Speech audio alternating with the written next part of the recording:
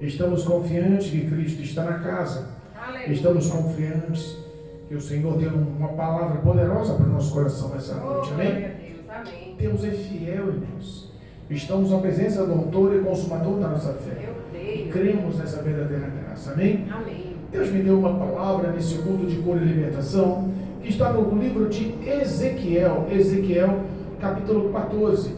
Ezequiel 14, do versículo 1 em diante. Louvado seja Deus. Hoje Aleluia. nós vamos ver se lemos todo o capítulo 14 na glória de Deus. Amém? Amém. Aos que nos acompanham pelo YouTube, pelo Facebook, em nome de Jesus, pegue a Bíblia, pegue a Bíblia. Pegue a Bíblia agora, pegue o exemplar bíblico. Vai lá, se esforce.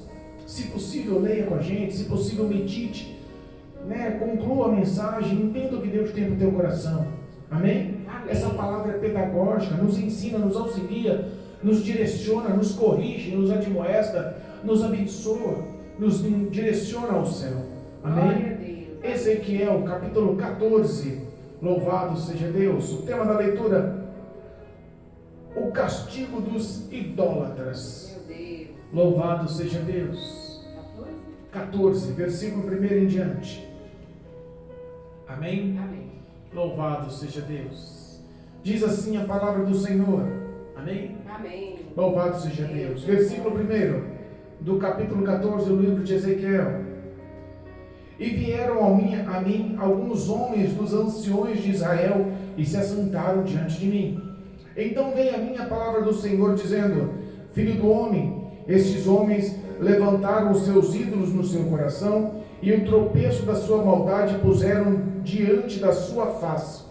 Devo eu, de alguma maneira, ser interrogado por eles? Portanto, fala com eles e diz-lhes: assim diz o Senhor Jeová: qualquer homem da casa de Israel que levantar os seus ídolos no seu coração e puser o tropeço da sua maldade diante da sua face e vier ao profeta, eu, o Senhor, vindo ele, lhe responderei conforme a multidão dos seus ídolos, para que possa apanhar a casa de Israel no seu coração, porquanto todos se apartaram de mim para seguirem os seus ídolos. Portanto, dize à casa de Israel: assim diz o Senhor Jeová: convertei-vos e deixai os vossos ídolos e desviai-vos o vosso rosto de todas as vossas abominações, porque qualquer homem da casa de Israel ou dos estrangeiros que peregrinam em Israel que se alienar de mim e levantar os seus ídolos no seu coração e puser o tropeço da sua maldade diante do seu rosto e vier ao profeta para me consultar por ele, a esse eu, o Senhor, responderei por mim mesmo, e porei o rosto contra o tal homem, e eu farei um espanto, um sinal e um provérbio, e arrancá-lo-ei do meio do meu povo, e sabereis que eu sou o Senhor. E se o profeta for enganado e falar alguma coisa, eu, o Senhor, persuadi este profeta, e estenderei a mão contra ele e destruí-lo-ei do meio do meu povo, do povo de Israel. E levarão a sua maldade como a maldade do que pergunta: será a maldade do profeta, para que a casa de Israel não se desvie mais de mim, nem se contamine mais com todas as suas transgressões?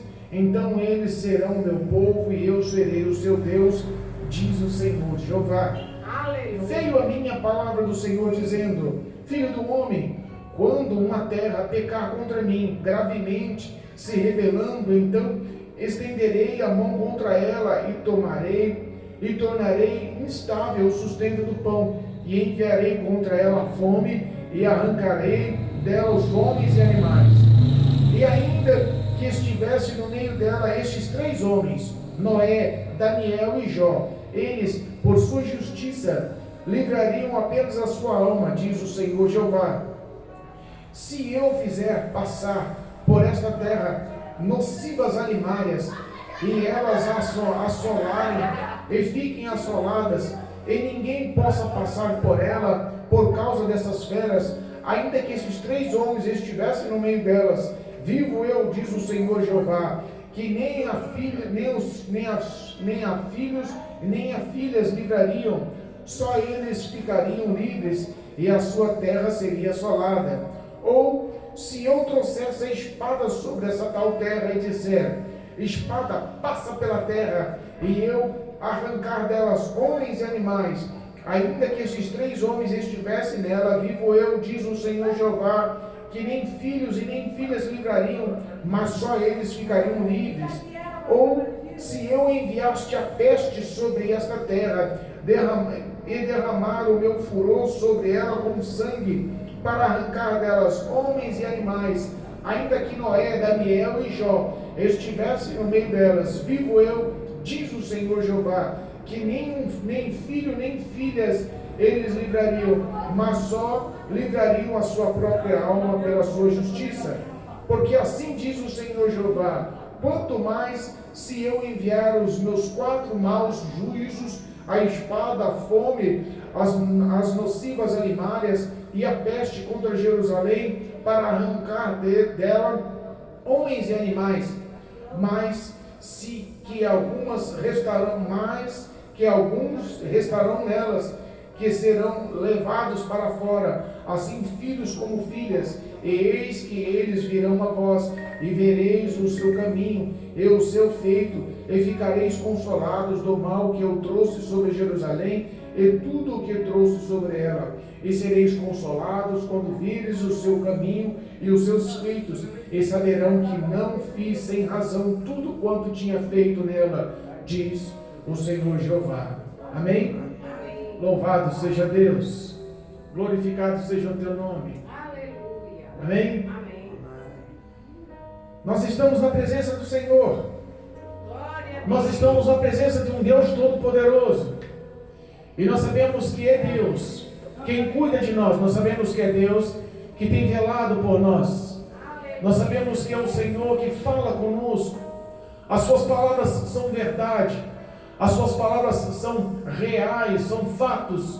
E nós sabemos que as suas palavras também são atuais. Glória a Deus.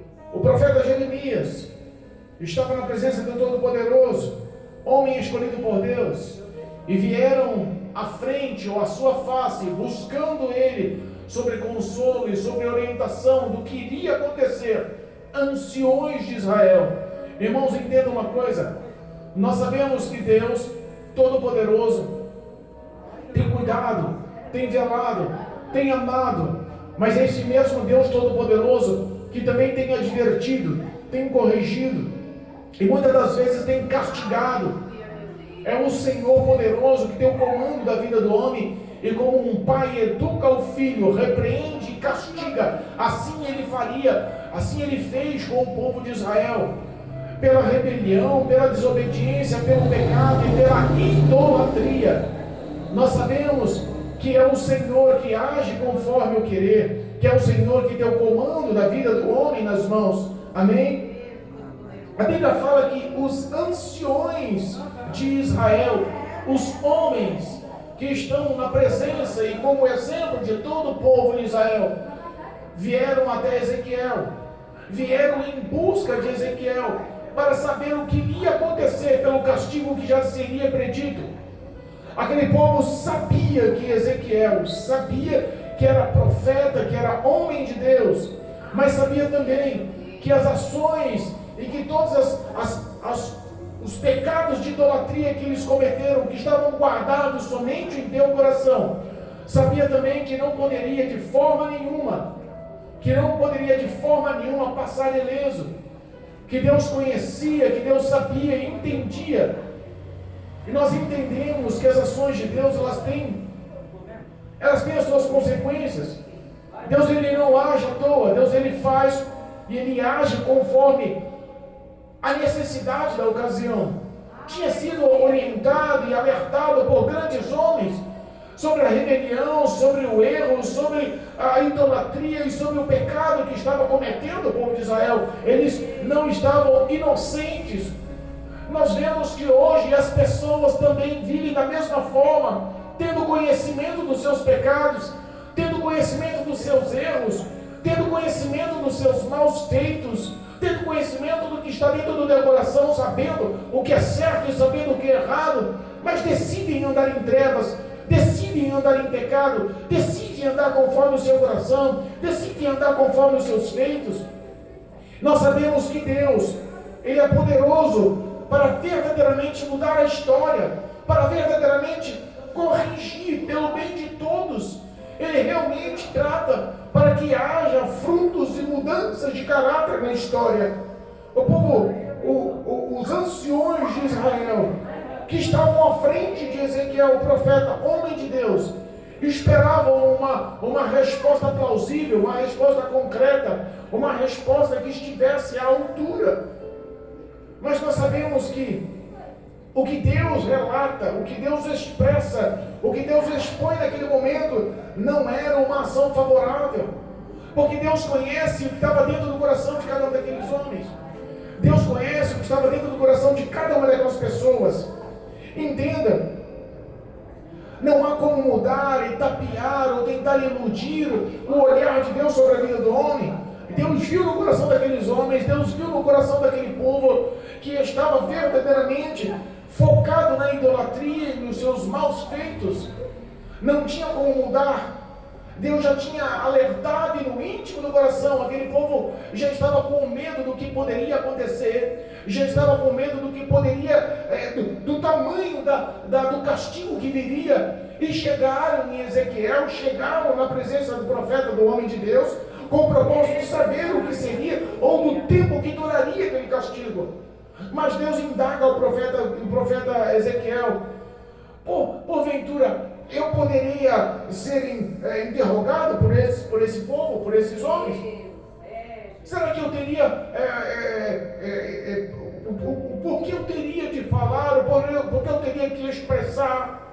A primeira palavra de Deus foi o foco que Ele conhecia o que estava no coração do homem, conhecia o que estava nos pensamentos, sentimentos e nas suas obras. Não tem como tapear, mas Deus, Ele tenta mostrar um caminho de mudança, mostrar um caminho que eles perderam. Eles focaram os seus feitos e as suas idolatrias para se afastar de Deus. Louvado seja Deus. O versículo 5 especifica: para que possa apanhar a casa de Israel no seu coração, portanto todos se apartaram de mim para seguir os seus ídolos. Meu Deus.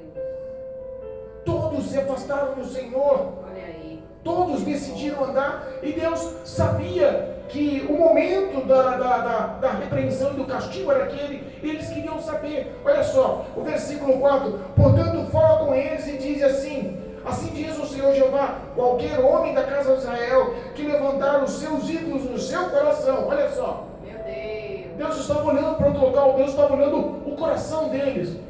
E quando a coisa está no coração do homem, às vezes passa desapercebida aos olhos, mas não aos olhos de Deus. Consegue mudar, consegue enganar, consegue se camuflar, consegue expressar uma coisa e não é, falar uma coisa e não sente, viver uma coisa mas não vive, por dentro é mentira, é hipocrisia. E é o que está acontecendo. Muitas pessoas estão vivendo o evangelho da boca para fora, mas os olhos de Deus estão olhando o coração do homem, está vendo a idolatria do homem, está vendo a entrega ao pecado da vida do homem. É verdade. Olha só, aquele povo estava preocupado com o tamanho do castigo, com o tempo do castigo, com a gravidade do castigo, e Deus estava olhando para eles. O versículo 6, ele estava esperando uma outra ação, não o medo pelo castigo. O versículo 6 diz assim, portanto dize à casa de Israel, assim diz o Senhor, convertei-vos e deixai vossos ídolos. Convertei-vos. Deus esperava a conversão, Deus esperava a confissão, Deus esperava um coração quebrantado, Deus esperava, e como espera nos dias de hoje. O engraçado é que a Bíblia nos ensina, lá em Salmos, capítulo 51, versículo 17, que Deus, Ele não resiste um coração humilhado, quebrantado, um coração arrependido dos seus feitos, que se abre ao Senhor. Em Salmos capítulo 51, versículo 17, mostra que Deus esperava do coração daqueles homens, daqueles anciões, daqueles que eram o espelho do povo de Israel, daqueles que eram exemplo para o povo de Israel. Se viesse arrependimento, se viesse confissão, se viesse abandono da idolatria, dos seus pecados e iniquidades, talvez a ação seria outra. É o que Deus esperava. O versículo 6 mostra a parte de: convertei-vos e deixai os vossos ídolos, e desviai os vossos rostos de todas as vossas abominações. Verdade. Tem noção do que acontece com o coração do homem, com a vida do homem, quando ele decide andar nas suas vaidades, quando ele decide andar no seu coração enganoso? Jeremias capítulo 17, versículo 9, fala que o coração do homem é tolo, enganoso, e esse mal é irremediável. Meu Deus. E ainda tem uma pergunta no versículo: quem é que pode conhecer o coração ou desvendar o coração do homem? E as pessoas às vezes querem entender ou querem andar com as suas próprias forças, com os seus próprios pensamentos e sentimentos, achando que estão certos. Meu Deus. Mas Deus está olhando o coração, não está olhando a roupa, não está olhando a filosofia na fala, não está olhando a sua teologia, não está olhando a sua conduta social, não está olhando a forma que você se expressa o português, não está olhando. Deus está olhando o que está dentro do teu coração. Aleluia. E quando fala-se em idolatria, e quando fala-se em ídolos, e quando fala-se que está guardado no coração, é perigoso nos dias atuais. Meu Deus. É perigoso nos dias atuais. Meu papai. Entenda, a situação é grave. Nós vemos que o apóstolo Paulo, ele lá em Colossenses 3, versículo 5, ele adverte, ele mostra algumas coisas que realmente chocam nos dias atuais. Verdade. Vamos ler lá Colossenses capítulo 3, versículo 5, eu vou adiantar aqui.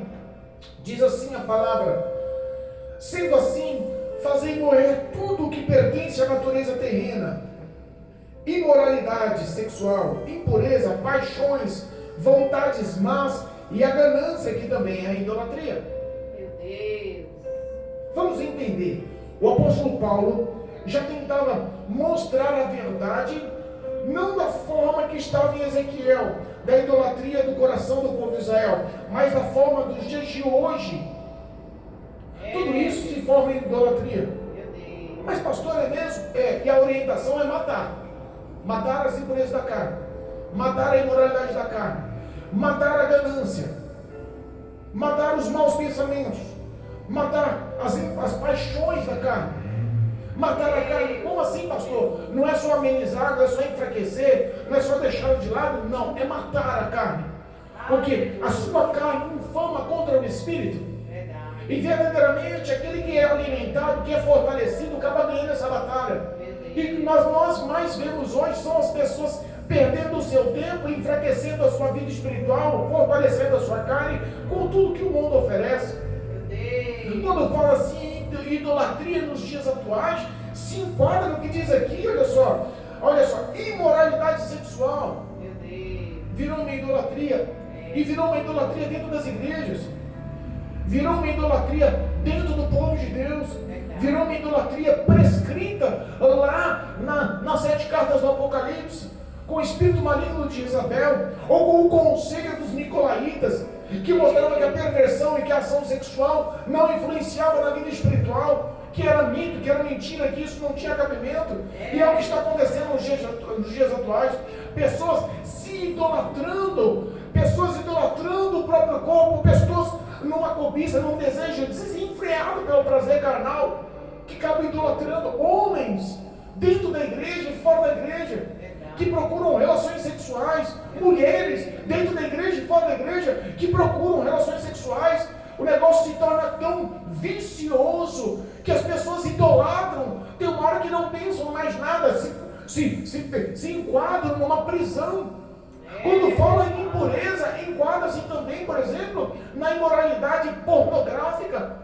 Que enfraquece a sua alma, enfraquece seu espírito, enfraquece a sua intimidade com Deus, leva o homem a um tipo de idolatria constante, aonde olhar a mente dele, o coração dele já está cheio da imoralidade, da impureza, de um tal jeito que ele só consegue enxergar isso, ela só consegue Nós vemos isso naturalmente hoje nas academias de ginástica.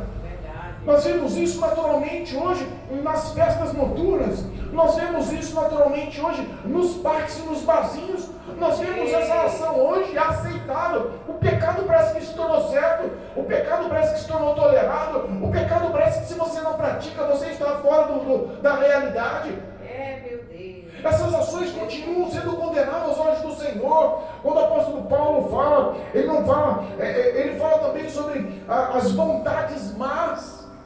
Pastor, o que é vontades más? Tudo que influencia o homem a falar contra o próprio homem. Vingança, mentiras, falácias. Sabe que até o próprio eu, a vaidade, tudo isso se enquadra na idolatria. Tudo isso se enquadra na idolatria.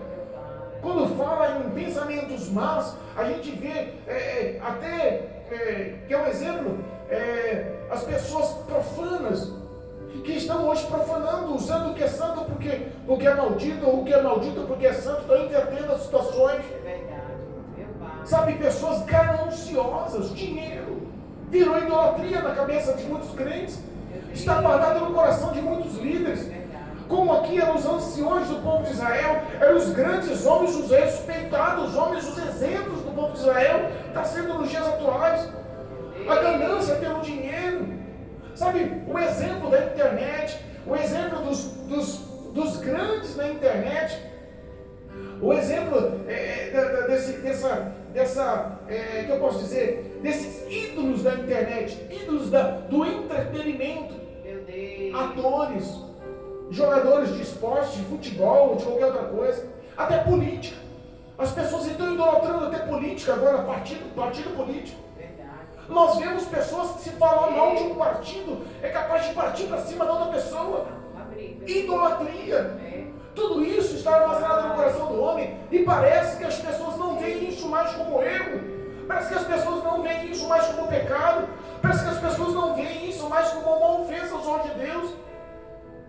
As pessoas pensam que isso é comum, mas não é comum. A palavra de Deus, ela é enfática em dizer que não aceita a idolatria. E idolatria não é só se curvar a deuses, não é só se curvar a um santo de gesso, de madeira, de pedra, de barro, de cimento, de concreto. Não é só se curvar e idolatrar a outros santos, a outras imagens feitas por mãos de homens, mas também é se curvar a tudo que o mundo oferece. Está em primeiro lugar no teu coração. Você colocou aquilo como foco, como alvo no teu coração. É por isso que a Bíblia fala que o coração do homem estava elevado ao seu ídolo. Estava em primeiro lugar o ídolo.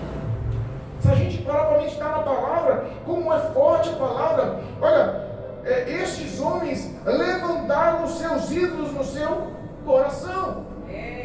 É bem claro o versículo 3, filho do homem, estes homens levantaram os seus ídolos no seu coração. Meu Deus. Eles reconheceram a idolatria, e mesmo reconhecendo o seu caminho errado, estavam com medo do que ia acontecer. Olha só a sequência do versículo, capítulo 3. E o tropeço da sua maldade, tradução, a punição do seu erro, o tropeço da sua maldade, puseram diante da tua face, declararam ao profeta, falaram com o profeta Ezequiel, falaram com o profeta Ezequiel: olha só, eu estou agindo assim, meu coração está nisso, mas me responda aí, o que Deus vai fazer agora? Qual vai ser o tamanho do castigo? Quanto tempo vamos ficar no castigo? Meu Deus. Era medo e não arrependimento. Olha aí. Era medo e não renúncia, e não confissão, e não quebrantamento. O engraçado é que Deus não resiste um coração quebrantado, ao mesmo tempo não tolera um coração idólatra. Meu Deus, é forte. A vaidade está se tornando uma idolatria. Verdade. As pessoas estão ficando cada vez mais vaidosas. As pessoas estão ficando cada vez mais imunes à modéstia, como diz a palavra de Deus. As mulheres estão ficando cada vez mais modernas, e dizem que está moderna porque é a atualidade, não pode focar. Mas a Bíblia fala para a mulher ser modesta, não ser chamativa, sabe, andar com simplicidade, sendo servas de Deus com boas obras, se vestindo de boas obras no Senhor. Mas as pessoas querem cada vez mais roupa colada, querem roupas cada vez mais marcantes, querem cada vez mais roupas curtas, querem cada vez mais roupas com decotes, homens cada vez mais modelando o teu corpo, suas pernas, os seus braços, mulheres e homens que estão levando esse perfil de vaidade como uma idolatria severa. É verdade. Levantou no coração o desejo de viver dessa forma. Meu Pai, é forte, Jesus. Nós entendemos que o Senhor tem avisado, a misericórdia do Senhor é intensa, o Senhor grandemente ama e quer o bem, e por muito tempo Ele tinha usado os grandes profetas para se converter, porque uma hora a repreensão ia ser pouca e o castigo viria, e aconteceu. É, meu Deus. 70 anos como escravo aquele povo. E não foi levado só o povo, foi levado os reis, foi levado os doutores, foi levado os conselheiros, foi levado toda a linha real. Todos viraram escravos, todos foram viver no cativeiro babilônico. A situação é extrema. As pessoas não entendem que as suas ações têm consequências. Verdade. As pessoas não entendem que as suas ações acabam corroborando contra a vida delas, contra o pensamento delas. Louvado seja Deus. Aleluia, meu Pai. E o versículo, louvado seja Deus. Eita palavra. E olha só, o versículo 9 nos mostra uma realidade também atual. E se o profeta for enganado e falar alguma coisa, Eita. profetas que estão induzindo as pessoas, estão acumulando para si grandes rebanhos através de enganos, falando alguma coisa que não foi enviada, não foi falada, não foi direcionada por Deus, ele não está sendo porta-voz de Deus. Olha só isso, se o profeta for enganado e falar alguma coisa, eu, o Senhor, persuadi esse profeta e estenderei a mão contra ele e o destruí-lo-ei no meio do povo de Israel. Olha aí. Tradução, ele vai ser culpado. Repara que o Senhor Deus nunca retira o meu povo de Israel. Ele sempre coloca em primeiro lugar esse povo que Ele ama. Mas o profeta que às vezes quer iludir com engano, às vezes até, entenda uma coisa, às vezes até Deus permite que as falsas profecias sejam declaradas como um ato de castigo para aquele povo que procura idolatria de profetas. Meu Deus. Pastor, mas tem isso na Bíblia? Está aqui, ó, o fim do versículo 4. Olha só. Lhe respondereis, e eu, o Senhor, vindo eles, lhe responderei conforme a multidão dos seus ídolos, conforme a vontade dos seus ídolos. Eles são falsos profetas, está esperando palavras de falsos profetas, está esperando mentiras, enganos de falsos profetas. Então eu vou responder conforme eles responderiam para vocês. As pessoas estão procurando doutores para acariciar o seu próprio ego, para falar o que elas esperam. Aí depois se frustram, depois se decepcionam, depois se arruinam, depois se entristecem, depois entram num caos, depois se afundam, se desviam e falam que a culpa é de Deus. Meu Deus. Isso se torna um castigo. Deus abre mão, deixa que merece. E está esperando que esse povo se arrependa, está esperando que esse povo volte os olhares ao Senhor. Aleluia. O versículo 11: para que a casa de Israel não se desvie mais de mim, nem se contamine mais com todas as suas transgressões, então eles serão o meu povo e eu serei o seu Deus, diz o Senhor. Deus tem esperança de arrependimento, tem esperança de quebrantamento, tem esperança de humildade, tem esperança de reconciliação, tem esperança de aliança, tem esperança de levantar esse povo, de perdoar, de mudar a vida desse povo. É verdade. Mas entenda, tem horas que não há, tem horas que realmente o castigo é permitido. Ele faz uma seleção de 4 tipos de castigos que podem acontecer e que aconteceram. Meu Deus. Situações que nos dias atuais nós vemos atuantes e estamos tão acostumados com o caos, tão acostumados em viver no fundo do poço, tão acostumados em viver na miséria, nas dores, tão acostumados em viver no abismo, que não conseguem mais ver que as mãos de Deus trabalhando, castigando o povo que era para ser fiel, está vivendo nas transgressões, vivendo no pecado e no erro. Verdade. A partir do versículo 12, mostra a justiça dos castigos do próprio Deus. E ele dá 4 exemplos. O primeiro exemplo, ele diz que ele estenderia a mão contra esse povo que rebelou-se contra ele, gravemente se rebelou. Então, eu estenderei a minha mão contra ele, versículo 13. Eita, meu E a primeira ação de castigo, ele dá fome na terra. Olha aí. No meio do povo, ele começa a botar escassez de alimento. E dura coisa é o homem e a mulher morrer pela fome. Dura coisa é até os animais que estão ao redor morrer pela fome.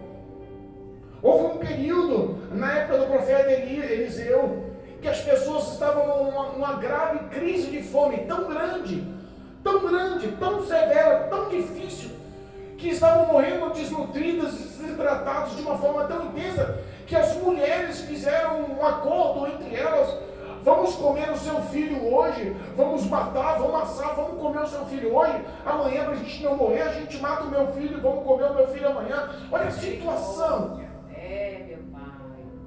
Terrível. Quando Deus estende as mãos e começa a agir, às vezes nós olhamos, está o país numa falência, tantas crianças morrendo, e nós não entendemos que às vezes é Deus que está estendendo a mão para castigar, porque sabe o que é melhor, porque quer arrependimento, quer mudança. Às vezes nós olhamos ao nosso redor, nós olhamos em nossas famílias, nós olhamos os nossos vizinhos e nós vemos o caos instalado em alguns. Nós falamos: meu Deus, por que está perecendo tanto? Por que está passando tanta dificuldade? Por que está passando tanta escassez? É verdade. É Deus quem está tratando, é Deus quem está trabalhando, é Deus que está modelando o caráter. E ele dá um exemplo aqui, ó. Ainda que eu estivesse no meio desse povo, Noé, Daniel e Jó. Eita, Jesus. Olha aí. Entenda, ele dá o exemplo de Noé, Daniel e Jó. Por que esses homens? Porque eles agiram com justiça na presença de Deus. É verdade. Noé foi um grande exemplo de obediência, fidelidade e justiça na presença do Senhor. Aleluia. Através de Noé, todos os homens morreram, e através de Noé, a nova população foi erguida, da família de Noé, dos filhos, das noras, da esposa. Nós vemos que a história veio através de um homem que se andou em justiça na presença de Deus. Aleluia. Daniel foi um homem que intercessor de uma forma tão íntegra, tão profunda, tão na presença de Deus, que através da intercessão dele, o rei da Pérsia abriu a carta para liberar o povo a voltar para Jerusalém, libertou o povo de Israel cativo na Babilônia. Glória a Deus. Através de Jó, e Jó foi um intercessor tão grande, que era um homem que tinha tudo para condenar os seus 3 amigos, mas a intercessão de Jó, a oração em favor daqueles 3 amigos, salvou a vida deles. Verdade. Homens que andaram na presença de Deus com obediência, fidelidade, com justiça. E Deus dá um exemplo, ainda que estivessem Noé, Daniel e Jó no meio dessa terra de fome,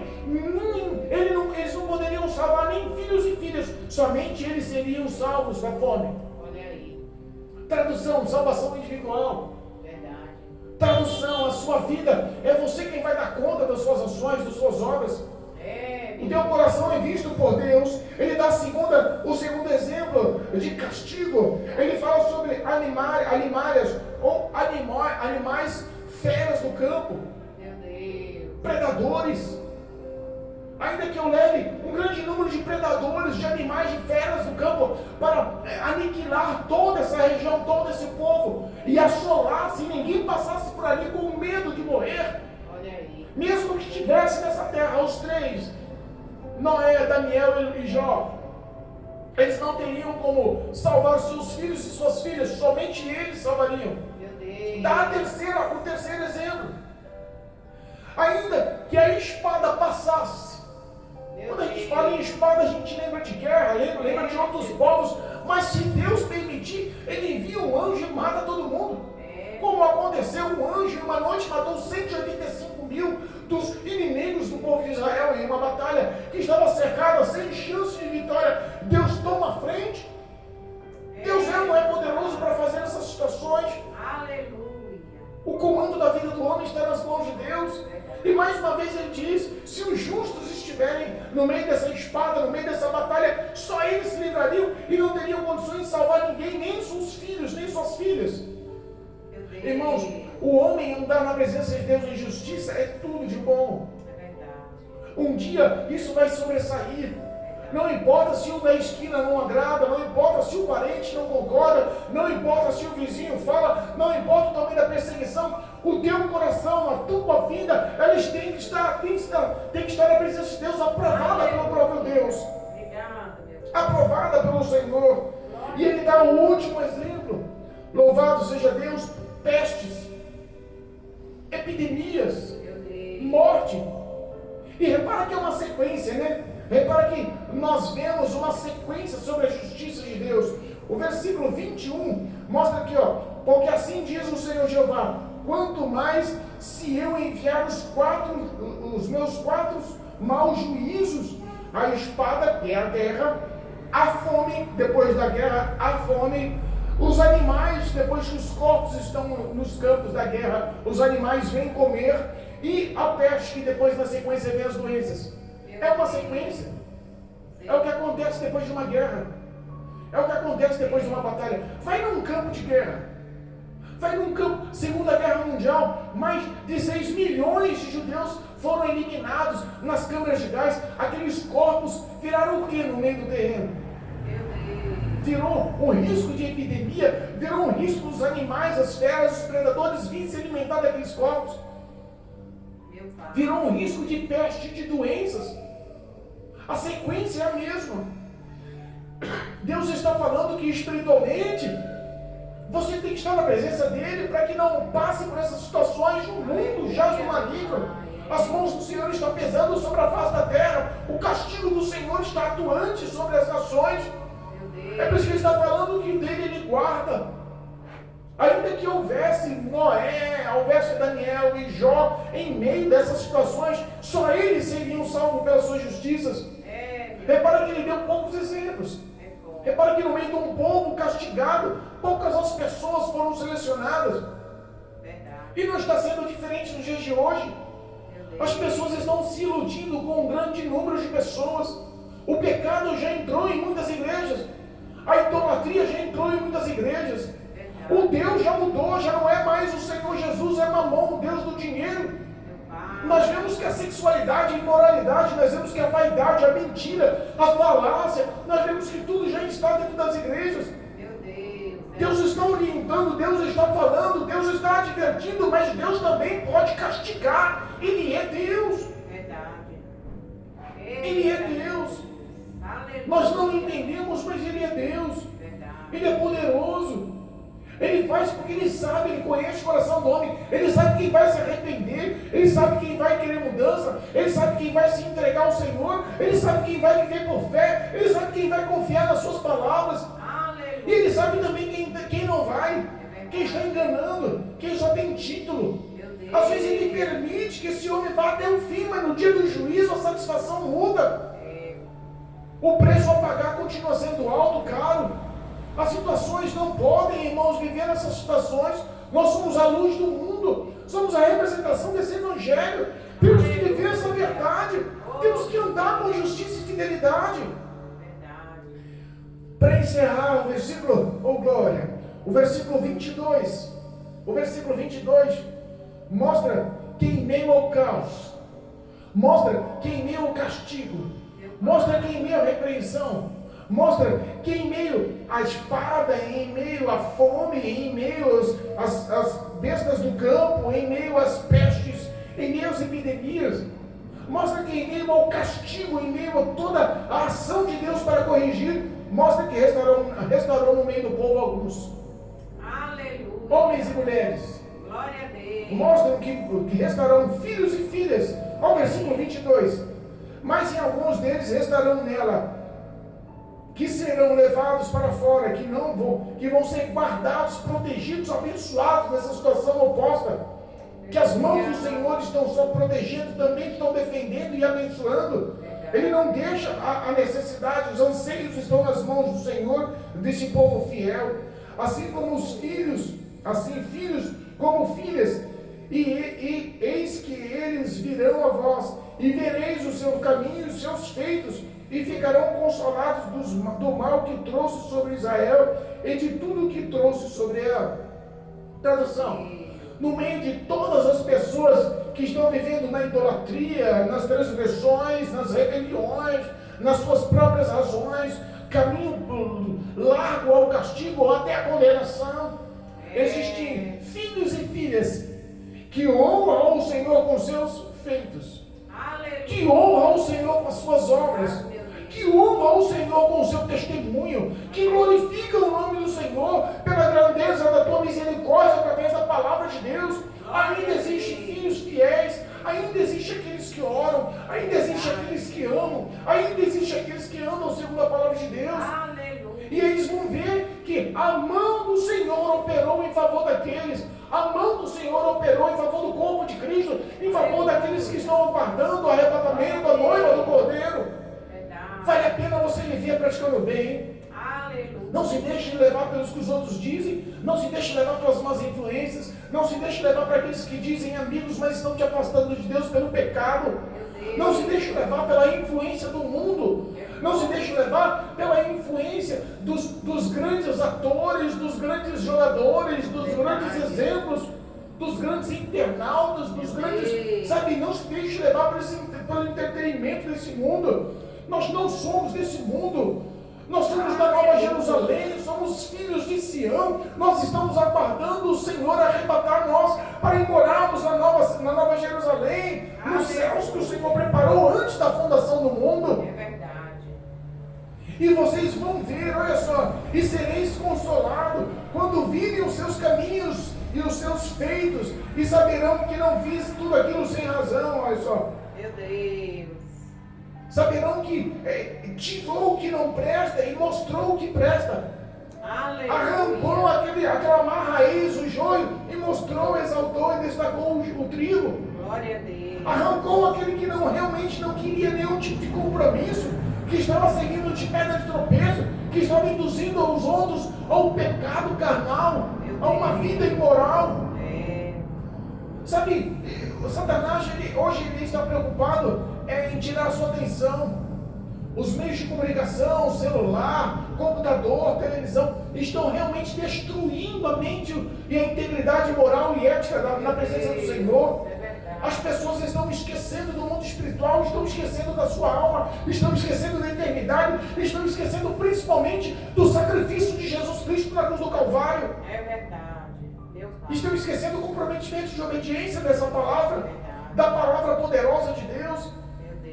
E Deus tem atuando, Deus está trabalhando, Deus está se mostrando, Deus está se revelando aos seus filhos, aos fiéis. Nós vemos o quanto Deus tem agraciado, o quanto Deus tem abençoado. E nós sabemos que vale a pena ser fiel, vale a pena andar na presença de Deus, vale a pena estar na presença do Senhor. O mundo não pode te iludir, o mundo não pode te persuadir. Satanás não tem poder sobre a sua vida. Meu Pai. Somos redimidos pelo sangue do Cordeiro. Glória a Deus. O castigo que foi sobre Cristo nos dá paz. Verdade. Ele tomou a nossa condenação em seus ombros. Ele pagou o preço pelos nossos pecados, como nós vamos andar em desobediência a essa palavra. Abandone a vaidade, abandone a luxúria, abandone o desejo da carne, abandone os seus ídolos. Limpa o teu coração, prioriza Cristo Jesus em primeiro lugar. Deus, o Senhor aguarda arrependidos. E o Senhor sabe que tem no meio filhos e filhas obedientes que vão se destacar porque Deus é fiel. Aleluia. Nós sabemos que o Senhor é bom. Glória a Deus. Nós sabemos que a sua misericórdia dura para sempre. É verdade.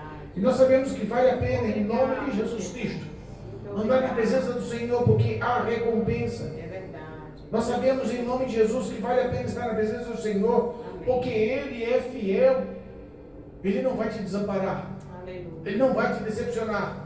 Ele não vai te abandonar, ele não vai te frustrar. Ele é Deus.